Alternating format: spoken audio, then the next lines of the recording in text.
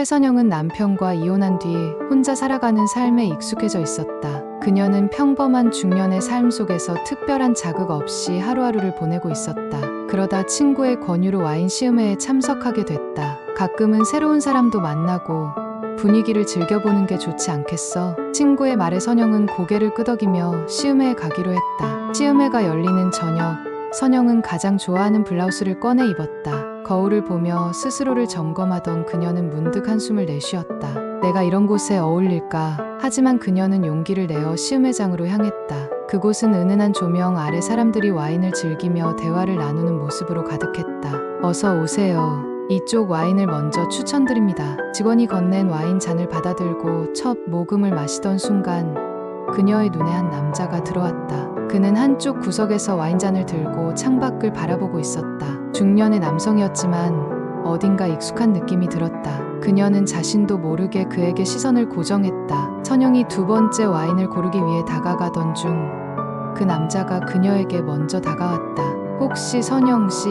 그녀는 놀란 표정으로 그를 바라보았다. 저를 아세요? 그 남자는 미소를 지으며 말했다. 정말 선영 씨 맞구나. 나 민석이야. 고등학교 때 같은 반이었잖아. 그제야 선영은 그의 얼굴을 알아볼 수 있었다. 민석은 그녀의 학창 시절 친구였고 한때 짧지만 강렬했던 첫사랑이었다. 두 사람은 와인 잔을 들고 테이블에 앉아 이야기를 나누기 시작했다. 정말 오랜만이네요. 이렇게 만날 줄은 몰랐어요. 그러게 30년 만인가. 그런데 선영 씨는 여전히 그대로네. 예뻐. 민석의 말에 선영은 부끄러워하며 웃었다. 농담도 여전하시네요. 근데 어떻게 지내셨어요? 민석은 잠시 망설이다가 대답했다. 사업이 좀 어려워서 요즘은 많이 힘들어.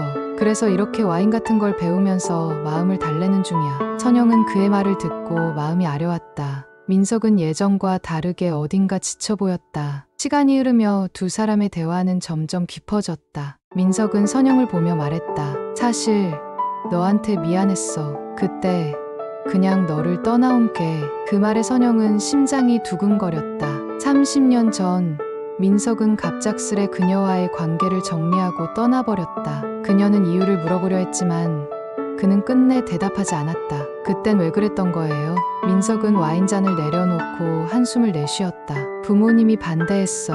내가 나보다 더 나은 사람이랑 함께해야 한다고. 그 말이 맞다고 생각했어. 선영은 그의 대답에 눈물을 흘릴 뻔했지만 꾹 참으며 말했다. 그래도 그 말 한마디라도 해줬어야죠. 난 이유도 모른 채 기다렸어요. 민석은 고개를 숙이며 조용히 말했다. 미안해. 정말 미안해. 그날 밤 두 사람은 시음회가 끝난 뒤에도 카페에 자리를 옮겨 이야기를 나눴다. 민석은 자신의 삶이 어떻게 흘러왔는지, 선영은 이혼 후 어떻게 혼자 살아왔는지 솔직하게 털어놓았다. 민석은 말했다. 내가 얼마나 그리웠는지 몰라. 그런데 지금이라도 이렇게 다시 만난 게 꿈 같아. 선영은 그의 말을 듣고 복잡한 감정에 휩싸였다. 과거의 감정이 되살아나는 것 같았다. 며칠 뒤 민석은 선영에게 연락해 한강 근처 와인 바로 초대했다. 두 사람은 와인을 나누며 밤하늘을 바라봤다. 민석은 그녀에게 가까이 다가와 조용히 말했다. 지금이라도 늦지 않았으면 좋겠다. 다시 시작할 수 없을까? 선영은 그의 말을 듣고 잠시 침묵했다. 그리고 조용히 대답했다. 민석 씨, 나도 그래요. 근데 우리가 다시 시작할 수 있을까요? 그날 밤 두 사람은 더 깊은 관계로 발전했고 금기의 선을 넘었다. 하지만 관계가 깊어질수록 선영은 점점 더 불안해졌다. 민석은 자주 전화를 걸어 그녀를 찾았고 그녀는 자신의 일상과 과거가 복잡하게 얽히는 것을 느꼈다. 어느 날 민석은 그녀에게 말했다. 선영아, 우리 함께 떠나자. 아무도 모르는 곳으로 가서 새롭게 시작하자. 그의 제안은 선영을 흔들었지만 동시에 현실적인 고민을 던졌다. 그녀는 과거의 감정과 현재의 책임 사이에서 갈등했다. 선영은 결국 민석과의 관계를 끝내기로 결심한다.